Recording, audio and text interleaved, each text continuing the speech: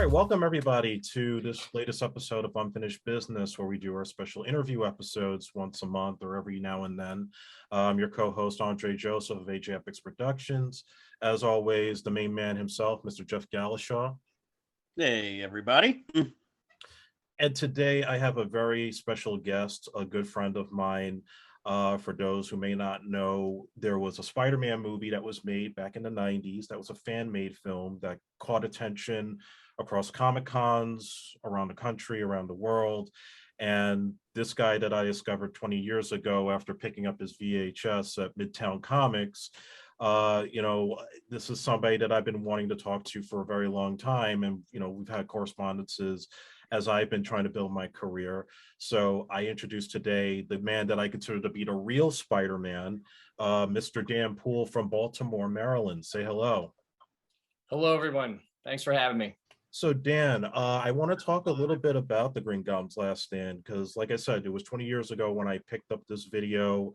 I was blown away by it. And, at that time, I was just filming on my little Hi8 video camera, shooting with my friends, mostly around my own house. Then I saw what you did, and I'm like, oh, holy shit, I got to step up my game now, because this guy went above and beyond. And then to see the interviews that you did at that time, where I found out what you spent on it, what it took to get it produced. I was really impressed to the point where I found out your production company, Alpha Dog Productions, had a website. That's how I contacted you, and then we started talking ever since. So I guess my first question for you is, what got you started to make movies as a young man? What got me started was the fact that I needed a demo reel. I wanted to be a stuntman. I mean, I went down to my guidance counselor's office, and he's like, all right, everybody wants to go to Dartmouth or Brown or wherever. He says, what do you want to do? What school do you want to go to? I said, man, I want to go to a stunt school. I want to be a stuntman. And he goes, you're gonna have to give me a couple days on that. And I was into comics, I was into drawing, and then I read Spider-Man was going to be a movie, and I'm like, oh my God, that's my calling. I'm going to be in that movie. I got to be in that movie. How does a kid from Baltimore, a kid, I was 17, 18, going on 18. I'm like, how do I get in? And somebody suggested a demo reel, and we had just made a Spider-Man costume for Halloween, my mother and I, and grabbed the costume because I needed to, because I needed a demo reel, because we started to put Spider-Man stunts and camera tricks and stuff on on video, on VHS. Me and my buddy Eric Sapensky, we just went around Baltimore shooting Spidey action. And then I did a video for fun for a colleague, a guy named John Camper was leaving. I worked at the National Aquarium in Baltimore from 88 off and on to 94. And we did a goofy going away video for him. And at that party, at his going away party, when we all watched the video and everybody was laughing, it was like a 20-minute video. And the room was packed the whole 20 minutes. Somebody turned to me and said, man, you're a good director. And I thought, well, what do I need anybody else for? Shit, if I can keep this audience entertained for 20 minutes, let me get that costume, go out and let's just shoot. Let's shoot something, man. See if I can't knock down a door in Hollywood with that. So that's what got me started. And so, Spider-Man of all characters, now he clearly is one of my all-time favorites. I wanted to be Spider-Man as a kid. I'm wearing this. Looks like you are right now. Yeah, I only pulled this out one time for his birthday party a few years ago. So I figured to just wear it today because, it's kind of cold down here in New York. I went with red today, for the scheme. So, obviously there's just so many things you could say about the legacy of Spider-Man, the way that, I guess, for Stan Lee creating a teenage character who goes through, sort of I guess, symbolic puberty through his spider powers, spider sense, and dealing with responsibility. What made it stand out for you to make Spider-Man out of any superhero that ever existed, to make it as a fan film? Well, the stunts, I was a gymnast. I was not an athlete per se. I was. As far as sports, I was the gymnast. Me and my buddy Scott would climb trees and rooftops and buildings, and we were doing parkour. It's funny now, he would send me videos the last couple of years going, look at these guys, like parkour. I'm like, yeah, we were doing that shit around our neighborhood in Baltimore City. so Spidey to me, I mean, comics, my dad introduced me to comics. He was a DC guy. He was in the Green Lantern and Flash. I thought those were cool. But when I found Spidey, I'm like, oh my God, this is me. This kid's a smart ass.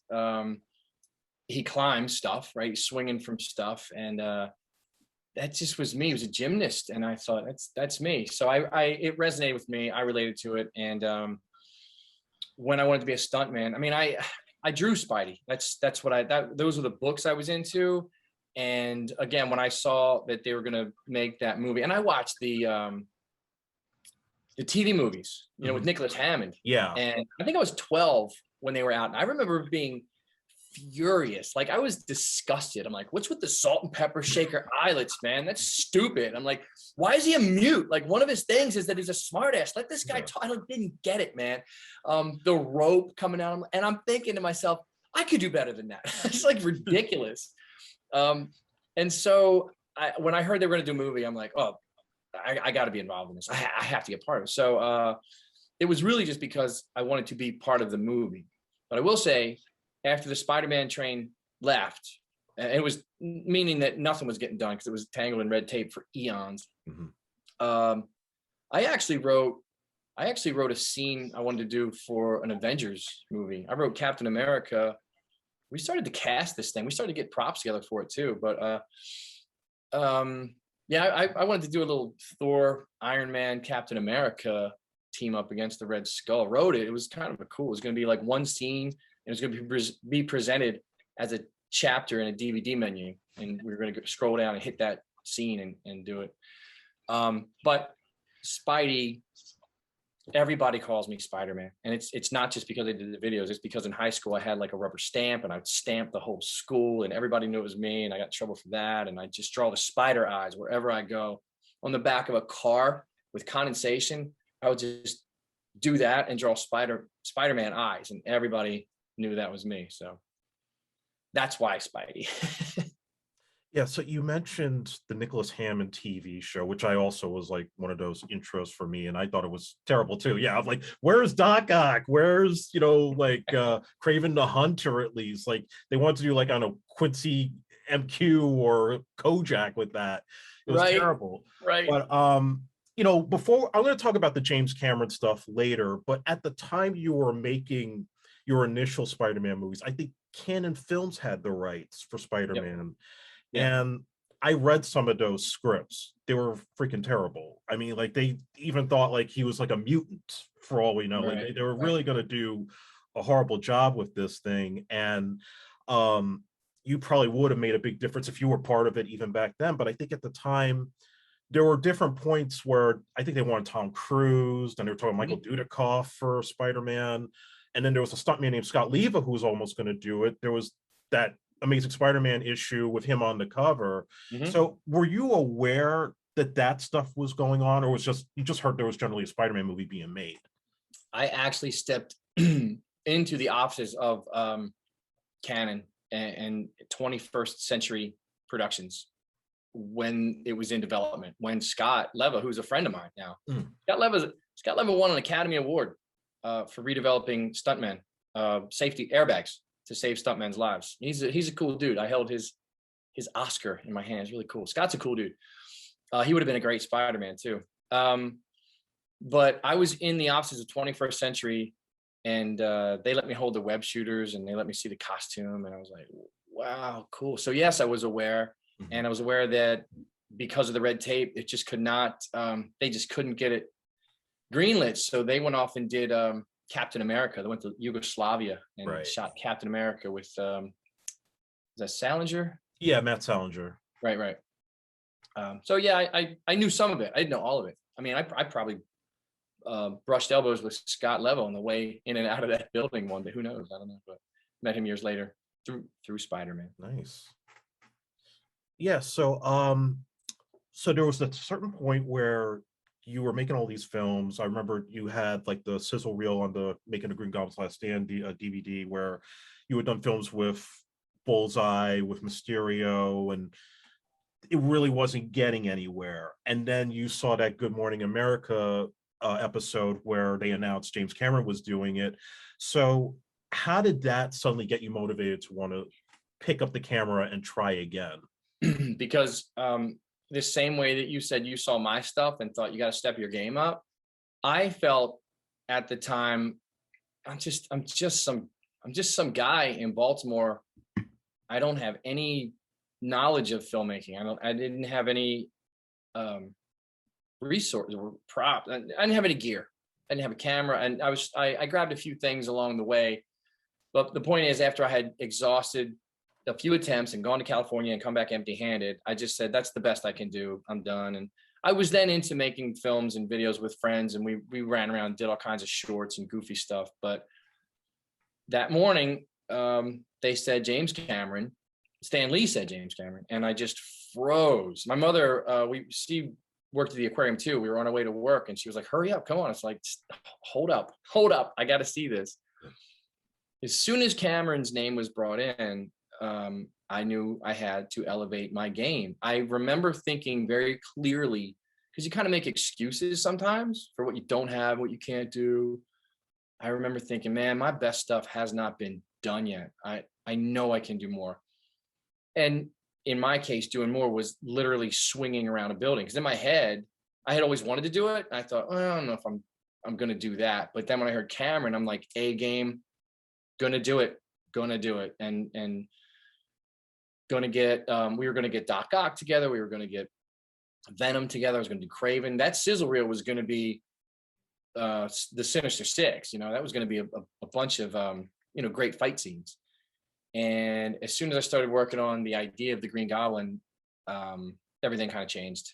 And the work that Eric put into making that mask, and the work Jimmy Kinsel put into becoming Norman Osborn and the Green Goblin, it just consumed everything, and we went down a different path. But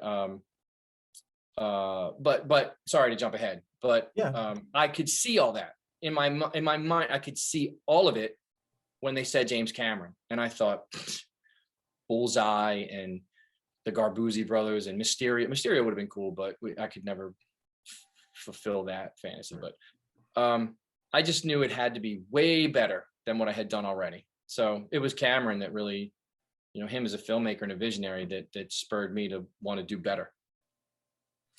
Yeah, speaking of the Green Goblin's Last Stand, I mean, we could go all day about everything you went through, which has been well documented in your Make It Behind the Scenes. The thing that I remember standing out, besides the stunts you did, I mean, I was blown away by you swinging off the building on the corner or hanging off the car in the opening sequence.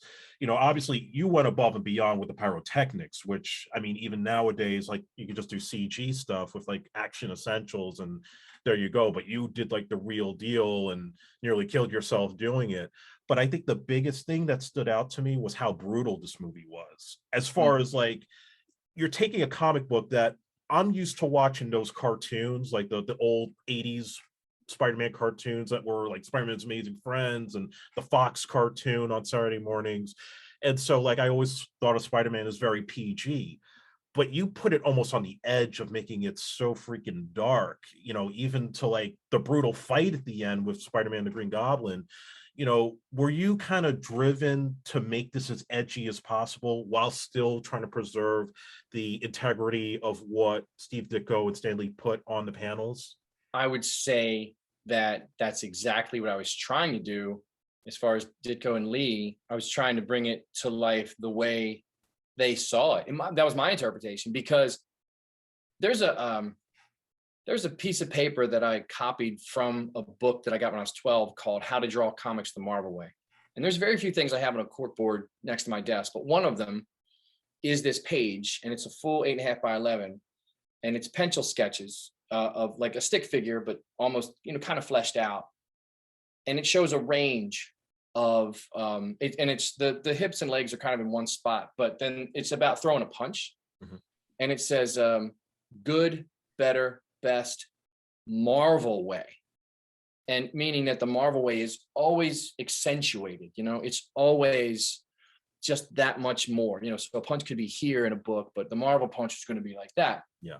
In that book where Gwen Stacy dies and Spider-Man's beating the Green Goblin's ass, and he's repeatedly throwing punches, there's a shot where his his back is way back. I mean, he's rearing back, and it's Spidey who can lift a bus, and he is bringing it, man. And I just, you know, as a kid, and then later on when I reread it, I thought, man, this guy, I mean, his girlfriend was just killed.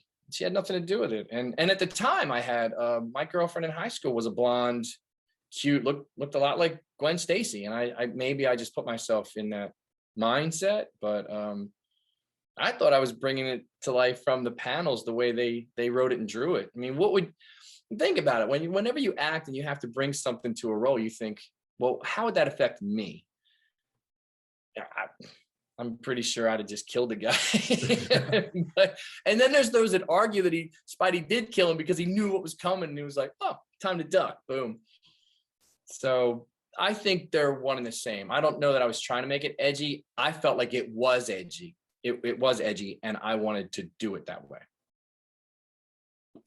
When you made the movie, and obviously for people that have never seen your film, who has not seen it by now? Kidding. I'm just kidding. More people need to see it for sure, you know, compared to some of the Sony stuff. But we're going to talk about that later too. Fast forward the first 10 minutes. Yeah. Okay. What was your process like with finding actors and crew, especially since you only had just those few Spider-Man movies? How did you get them on board to help you out? Friends and friends of friends. And when you say crew, I can tell you this, all we had was a camcorder at any one time. We didn't have sound. One of the things that I learned through doing this was how to get better sound, because it wasn't through the camera mic. Jimmy Kinsel and I, we spent hours in his living room dubbing over lines because we had shot him on the roof with just the camcorder, and we were syncing dialogue, man. It was actually kind of fun, but it was painstaking. Crew wise, we needed people to you know, carry stuff and help out and move mats, and Eric was always there making sure I didn't kill myself, putting a blanket or a cushion or something under where I was going to fall or do a stunt. But you know, we were in our early 20s. A lot of it was summertime. You know, if we had jobs, we still had, you know, nobody had a family life. You know, everybody was looking for stuff to do on the weekend. And while most people were drinking, my crew, whoever was available, we were shooting videos. I was like, hey, help me do this, help me do that. You're like, yeah, cool. And it wasn't always a yes. You know, there were times where I was in the warehouse at the very end by myself, putting on the Spider-Man costume, getting a shot I needed, you know, right in front of the camera, and then putting on the Green Goblin costume and trying to do, I mean, there was times I was a one-man studio, but as far as getting crew, I'm a personable guy. I just make a lot of friends and ask people if they want to help. And there are people in the credits who I've forgotten. I look at the credits and go, oh yeah. But it's whoever was around, whoever thought it would be fun, whoever wanted to hang out for that afternoon or evening to do something. So, and none of us were professionals that knew anything about filmmaking. We were just learning as we went. Tell me, what was it like shooting in Baltimore? Because obviously we all know Spider-Man is a New York City thing, but you live in Baltimore, and obviously it's a beautiful city. I've visited there on many occasions. What was like the environment like to shoot there, especially in that time period? It was we were more worried about police stopping us for getting on top of the car, which I have a funny story about that I'm not sure I told you. But I also learned it was easier to shoot on Sundays downtown because the lack of business traffic, you know, stores and high rises and stuff.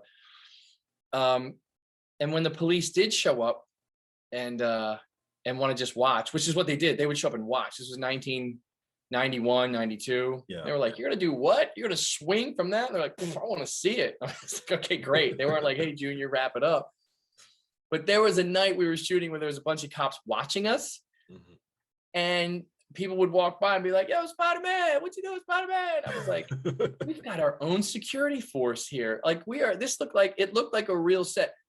Eric tried to grab like a second or two of it on video, but the cops were like, So It was, you know, like any city, and Baltimore's no different, especially now. But then if we were down there on a weekend or at night, yeah, I had my head on a swivel. But if anyone ever, if everyone ever saw the costume, if any harm was meant, I think it was immediately dashed by like the what the factor.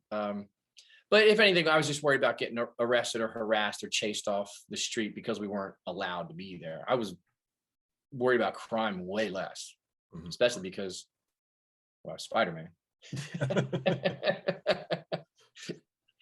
That would have been a little much. One time I chased a purse snatcher, not just on an aside. It was actually on my way to the Baltimore Symphony, and chased a purse snatcher that I saw this happen. And I tackled this guy and he got arrested. And as I told the story the next day, I remember my stepbrother said, don't you think you're taking this superhero stuff a little seriously? Take it a little too far. I was like, yeah, I didn't break out the costume, dude. So yeah, if I had web shooters, you know, could have used them that night. Oh yeah, no, I'm sure you would have caught the guy easily with that. Left a note, your friendly neighborhood symphony goer. Write that into something. Noted. So people watching this will probably be shocked to know that you spent $400 on this movie, which nowadays people think when you do a short film, you got to spend like over $1,000, but you were able to kind of crunch it down in 1991. So how did you manage to pull that off? Well, that was a collective $400. And that was my best recollection of tallying receipts and stuff. But we borrowed everything. We didn't have to pay to use any location because, as I just said, we trespassed about everywhere. I found actually found an empty warehouse, and half it had burned down. I mean, that's a real burned out warehouse. We used at the end, and then we marry it when that metal door slams shut after the goblin goes through the door. Then we're in a local production company's warehouse because they let me come down for a few days and do something in there. But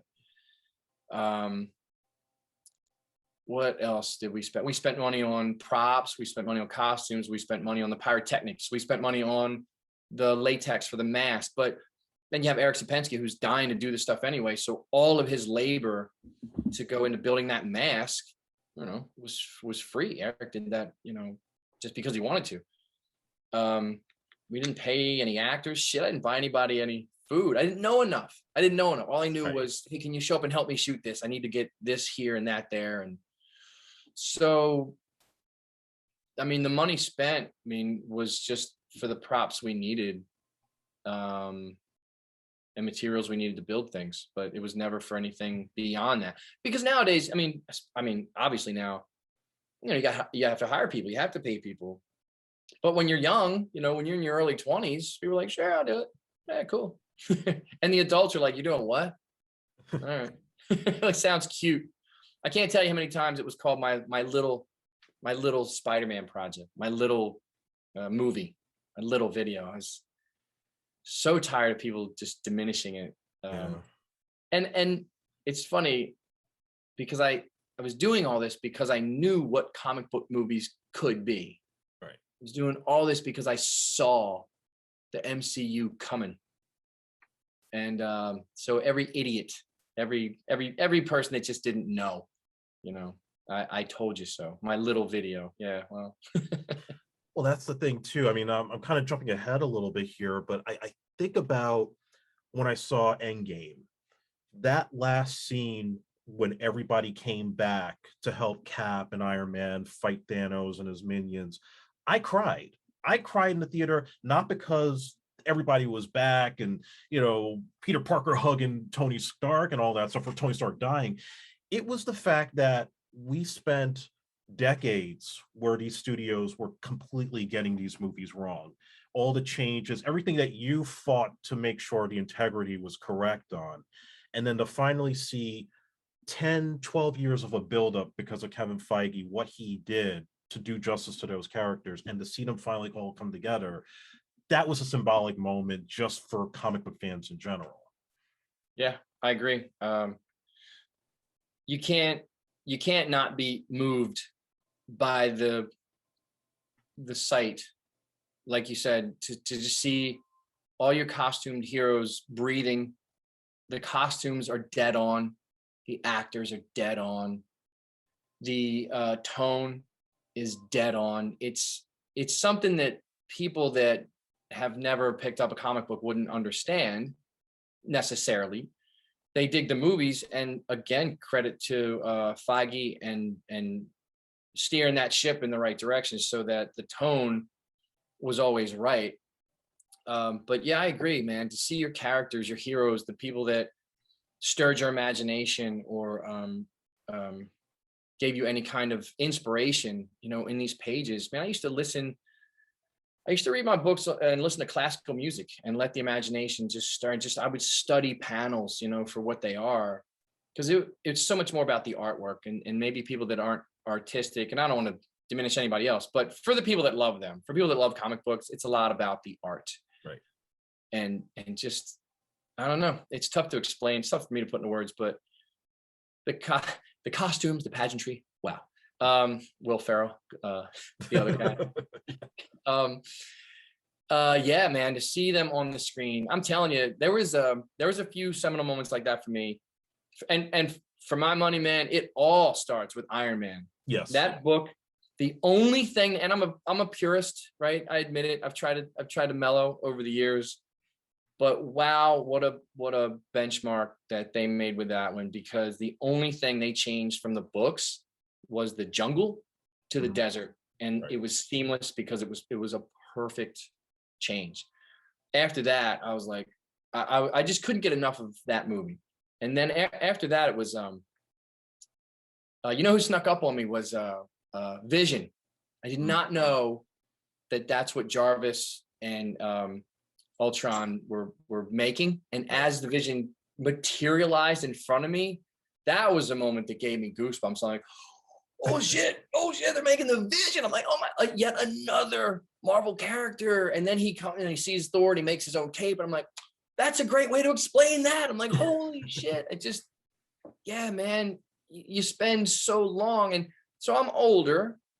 I spent way many more years than you guys reading just books and seeing shitty versions on TV or somewhere else, or the Trial of the Incredible Hulk with Matt Murdock in a ninja costume.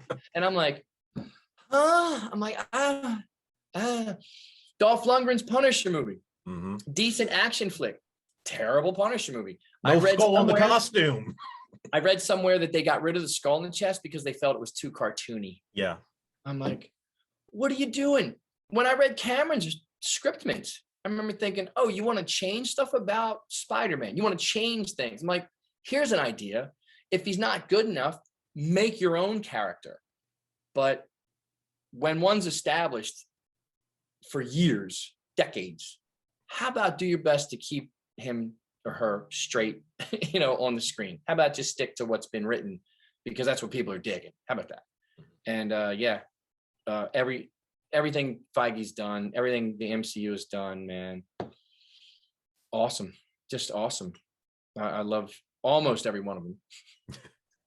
Yeah, there's some are better than others, but yeah, I totally agree with you 100% on that.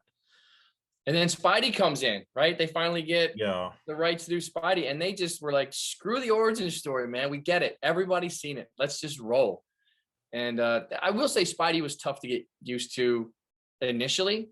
You know, changing the cast pretty much, you know, MJ, you know, so Mary Jane's not a redhead, and what they did with Flash, and Uncle Ben's gone, Tony Stark's in his life. I had to get used to that, because it had been a long time since I picked up the books, and I knew there was a lot that had gone on. And as I struggled to understand what I was watching, there was a voice that just said, trust Marvel, dude. Make mine Marvel. Trust Feige. They got this. I'm like, yeah, you're right. All right. And they're awesome. They're awesome. I can watch the Marvel versions of Spider-Man, like Homecoming and No Way Home. I can watch them over and over. I have seen the Raimi and the Sony Spidey Yeah. films exactly one time each. And I don't care to watch them again. They don't hold anything fun for me. In fact, the first one stole the idea of that pumpkin bomb exploding. Yeah. Stole it straight from the Green Goblin. I asked Feige about it when I met him, and he was like, "All I can tell you is Sam Raimi was a fan too." I'm like, "Really, really?" He's like, "Sorry." Okay. Yeah, he's very coy about his secrets, so I wouldn't be surprised if He's a good dude, man. Kevin Feige is a good dude. He's the only guy in the room that really, like, I think it was with the first X-Men movie where he was very specific about how Wolverine needed to look, even if they were going to go all matrixy on all the characters, which always was like something that was mind-boggling to me too. But yeah, speaking of those Sony movies, because we always had discussions, just with issues that we had with what Raimi did, what Mark Webb did. I thought the Mark Webb movies were unnecessary. They didn't add anything that was different other than, oh, we're going to get into his parents now. Like, that's not going to sell me on the movie. Andrew Garfield, great Spider-Man, not such a great Peter Parker. Exactly. But yet now you have this Holland kid who really, to me, resembles you, without a doubt. You guys have the same birthday and all. But like, he's the only one that I feel like he's having fun with it. He has the spunk, both as Peter and as Spider-Man. And I think it's like they're trying to do like they did with Harry Potter. You cast a young kid and you see him grow over the course of several movies. And like, we could speculate about No Way Home, especially with the trailer coming out tomorrow. But I don't think he's done after this. I think he's going to go into college. They're going to have more violent villains. And I think you are going to see like those Netflix characters come in, like Daredevil, Punisher, and just make it more edgier as the MCU goes along. That would be awesome. That would be awesome. I trust whatever they're doing. And I like the fact that they've had a vision all this time, in that actors will age out and they'll have to do something, with the stories then. And I dig everything they do. And Holland, Holland's fantastic. I mean, he's perfect, and how they've incorporated him. I laughed out loud hard at his he stole the show in was it Civil War? Yeah, Civil War was his debut. At the airport, right? The fight when Ant-Man went to Giant Man and he yelled, "Holy shit." That was hilarious. And Spider-Man yells, "Holy shit." That was too funny. I don't know. For me, that one got me. Because I was there was one rule when I was shooting my Spider-Man stuff: no cussing. Even when Eric Sapensky is a very vulgar guy, he's hilarious. But as J. Jonah Jameson, I mean, he was swearing like a drunken sailor, and I'm like, can't do it. He goes, "This guy would definitely cuss." I know he would, but it's a comic book movie, no cussing. Like, not even shit was allowed. It just wouldn't happen. It's not in the books. And there's Marvel, like, no, this kid's gonna be a real kid from Queens, and that was funny, very fun. Yeah, I think they're inching there with like going almost R-rated, because if you watch like Winter Soldier, look how violent that was, and even on Falcon and Winter Soldier on Disney Plus, now it's starting to get political here. So I think we're getting close to like more like with Deadpool having the rights to that now, they're going to start getting to that place. I'm in for the whole thing, obviously, and all I can do is watch. I want to be part of this whole ride, but in some way, anyway. But I'll just watch like everyone else. I'll just pay to watch. Thanks, Kev.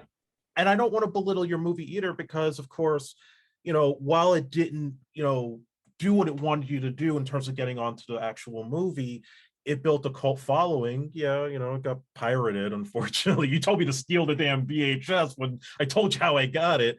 But you did eventually get it to James Cameron at one point. Tell us about that. He didn't watch it.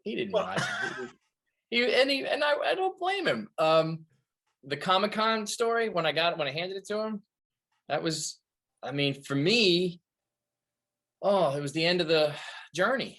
For me, it was like I finally, because he was in God, what room was it back then? It wasn't Hall H. Before Hall H existed, while they were building Hall H, there was a room upstairs. I can't remember the name of it.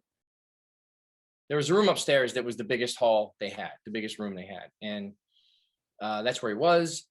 and I raced in there, and they just started to do a Q&A, and I had the video in my hand because I went there every year with it. It was only the second or third year I went. It was like '02, I think it was '02. Yeah. And so he had not been part of it for a while. He was there promoting something else, and I got a microphone, and I was just zoned in on Cameron, and forgetting that I'm in a 2,000 seat convention room full of comic book fans. All I cared about was getting to James Cameron. So I got the mic and I said, "Mr. Cameron, Spider-Man, yada yada." He says, "Yeah, I haven't done it. You know, it's not going to be me." And I said, "I understand, but have you ever heard of a fan film called The Green Goblin's Last Stand?" And he says, "No, but I hear these cheers from the crowd," and I'm thinking, "Oh, these are my people." I'm like, "Oh," and I just realized what I could do there, maybe. And I said, "I made this specifically for you to watch, you know, like 10 years ago." And he goes, "Well, sounds like you made it for the wrong director." And it's very funny. He's a sharp, funny guy. And there was some laughter. And I said, no. I said, "I made it for you to watch." And I said, "I really, really want you to watch it." I said, "And all I'm asking is that you take it." I said, "My name's Dan Poole," and everybody started to cheer. Maybe that's what I said first. I think I introduced myself first, and then there was murmurs. I was like, "Oh." And then I said, "It's called The Green Goblin's Last Stand. Would you please watch it? How many people in here think Mr. Cameron should finally watch this?" And the place went crazy. And Yeah. if I were writing that in my mind, I imagined them crowd surfing me up there. I mean, I felt like Rudy on the way up to the stage, and I handed it to him, and he just was I painted him into a corner, and I knew it. And I said, and before I let it go, I said, "I know I'm asking the impossible, but I said, if you could just watch a few minutes and just email me anything." And he just nodded, and he just took it, and I was like, oh. So 3 months later, I got an email from a colleague that said, "Hey, I know you're a Cameron fan. I got tickets to this National Geographic or something, Smithsonian event in DC tomorrow night, and Cameron's presenting about the Titanic or the Bismarck. I think it was the Bismarck. Do you want the tickets?" I'm like, "Yeah." So I go attend that. I meet his brother, who was really cool.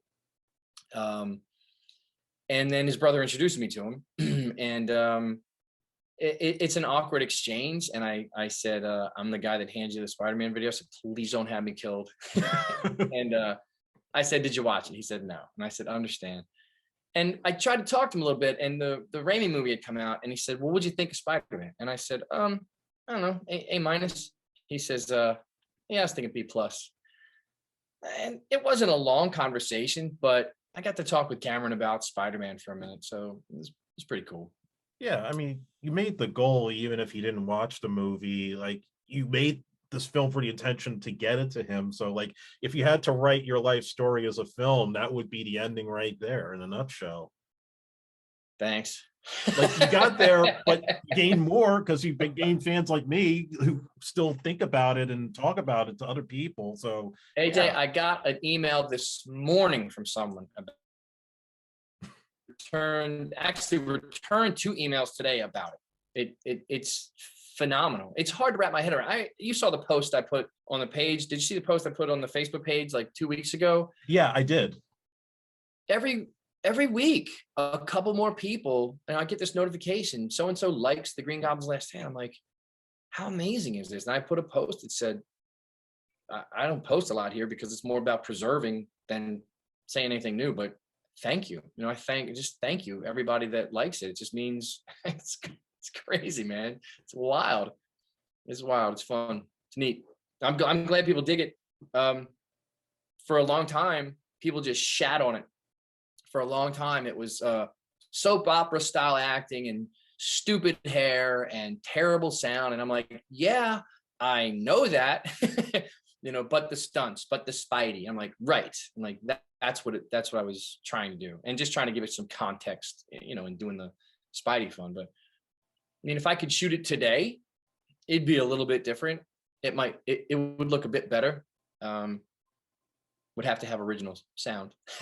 Couldn't rely on God, what we use some soundtrack stuff, and Yeah, the Howard Anyway, Jones. Well, I like the soundtrack you did pick out. Like you picked out Cape Fear, and I think you had the Darkman The Hunger. soundtrack in there. Yeah, Yep.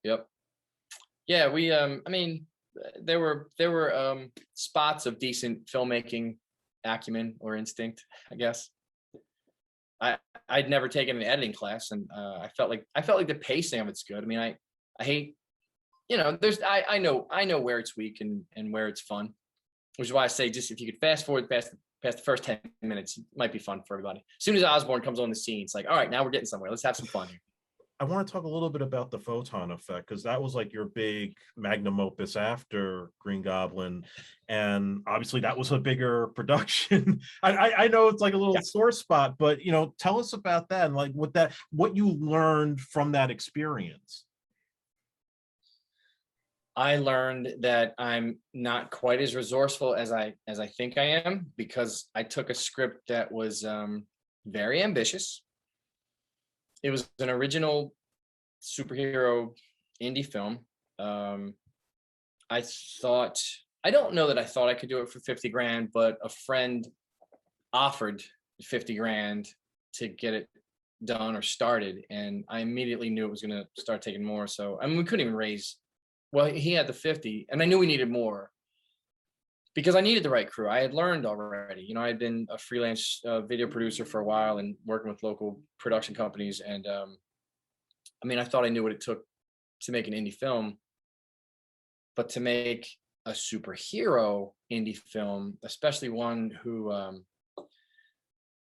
superpowers, like runs fast. And I met people through Comic-Con. I met a lot of people, and hey, I want to work with you. Hey, I want to work with you. What do you got next? What do you got next? And I took a screenwriting course. I read the book by Robert McKee. I actually took his 3-day course. And then the script, I tell you this, when you finish a feature-length script, there's a sense of accomplishment that that nothing will ever erase. I think the script is solid. It's a good story. It's a river runs through it with superheroes, basically. And it's a good drama. But we just didn't have the money to pull off the rest of the effects, and the running effect is not great. And unfortunately, the guy we hired to fly to Baltimore to do the effect, he got called to do other work, and he needed money to continue to do our stuff, or else he had to take this other job. And he took the other job, and we were kind of left wondering what to do about that effect. And the opening sucked, and I reworked that because the scene was terrible. And so what I learned was, don't start a project if you don't have the proper resources to finish it. Not now, not now. And the other thing I learned is that as hard as it is to make a film, it's actually the easy part. And maybe now that the internet's here, and I mean, just saying now, it was there then, but now that there's so many more outlets, more people could find your film, but you still have to make noise about it for people to find it. So, because now it's heavily saturated. So marketing, you just got to have money to advertise and market it. I learned a few really important things about filmmaking techniques as well, but it remains a knife in my gut. It's an embarrassment because I really thought I could pull off a superhero feature, and I just didn't have the right funds to do it, man. And we did some cool stuff, man. We built sets, we did a lot of things the right way, but again, running out of money, not fun, having to wait to pay people or not being able to afford better effects. It was tough. It was tough, man. We rented a couple booths at a few Comic-Cons, and we sold a few DVDs, but that's a sad chapter.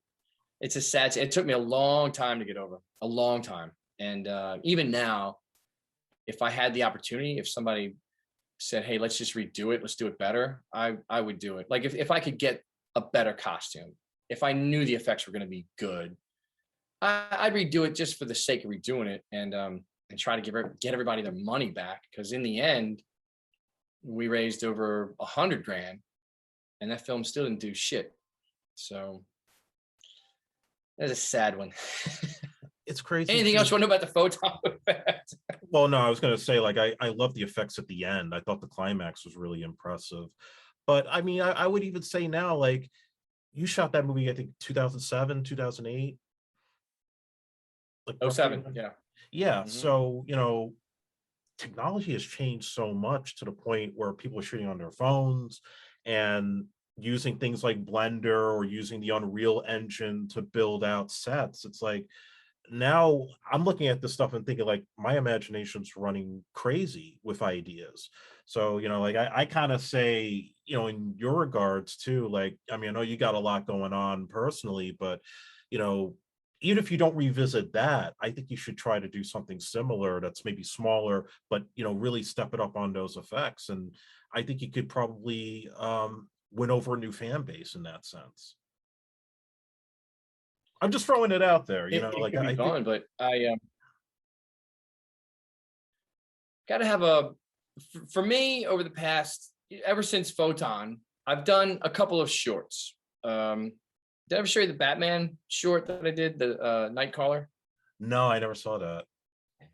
It was just based on a joke I thought was funny, and we went and shot it in a day or two, and it's on a YouTube page called Funny's Funny, like funny apostrophe S, Funny's Funny. Or you can maybe Google Nightcaller, KNIGT. But it's longer than it should be, but I just want to have some fun. Those kinds of things. I mean, shorts. I'm interested in doing some short subject stuff because they take less time and they can be more effective. They're fun. I just don't have I don't have much of a inspiration, you know, like why? Like me and other filmmaking friends are like, all right, well then what? Okay, so we'll make them, then what? Because I made a couple, put them online. I'm like, and it's not like you need.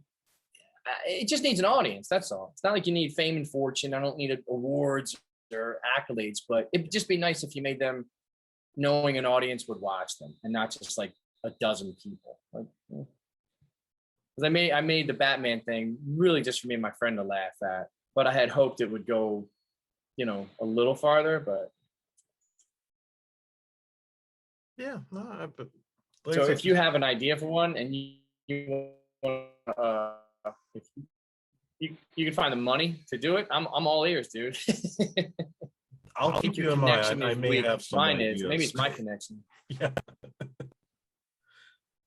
So as we start to wrap this up, Dan, what would be like your advice to somebody starting out now, like you did in the 80s when you were doing your Spider-Man movies? Like, what would you say to them?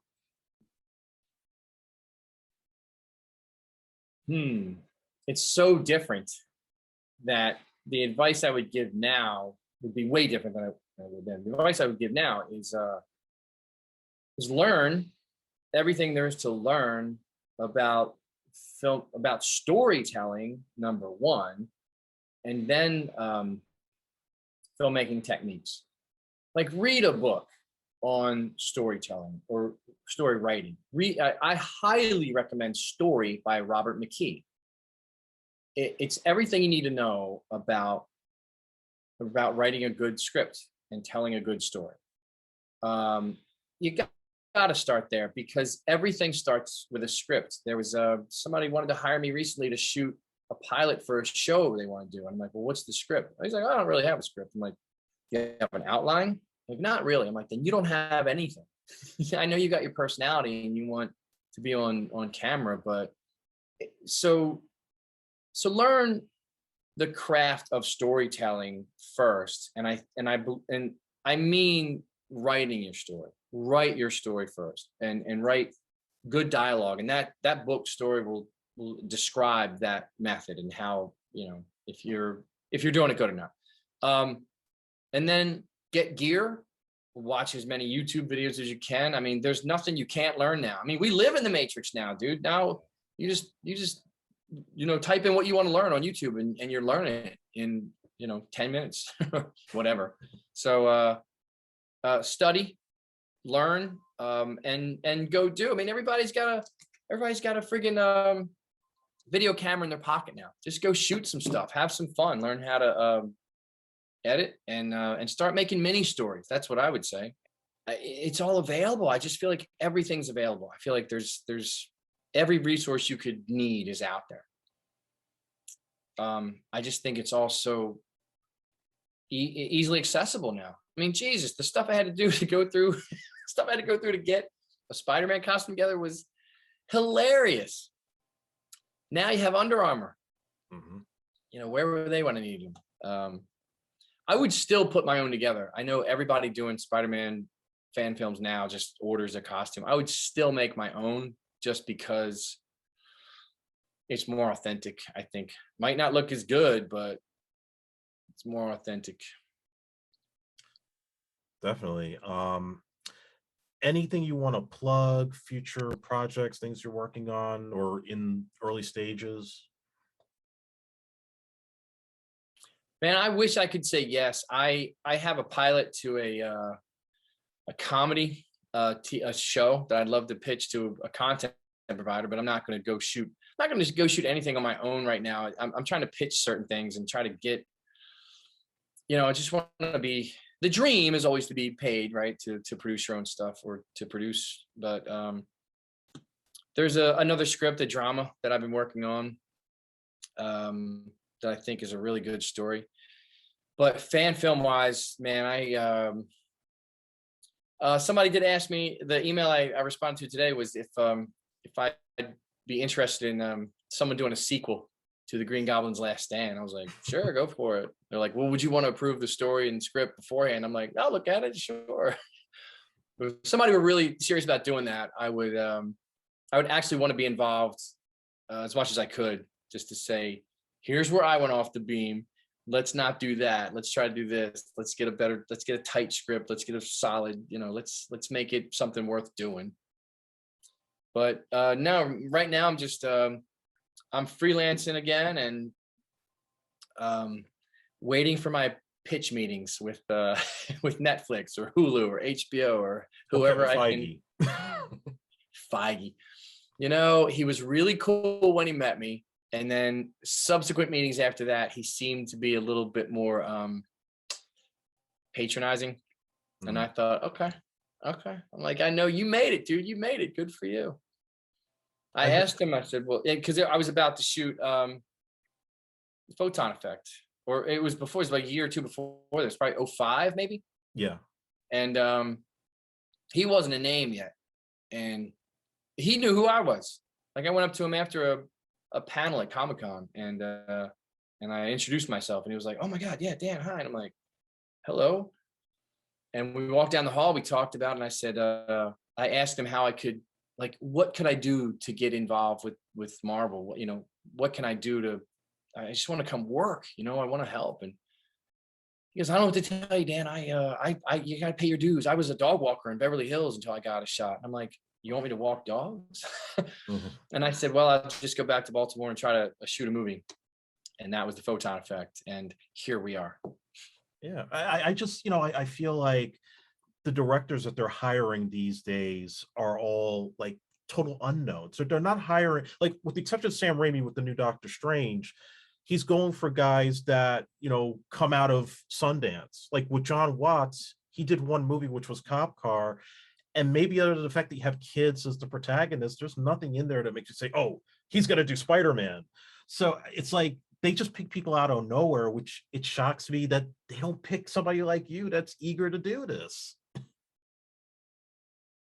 I mean, if I were in their shoes, I wouldn't trust somebody with my resume. I do need to create. I need a Photon Effect that actually works. I mean, I think I need a decent credit to my name, but building up to that is something, you got to get on.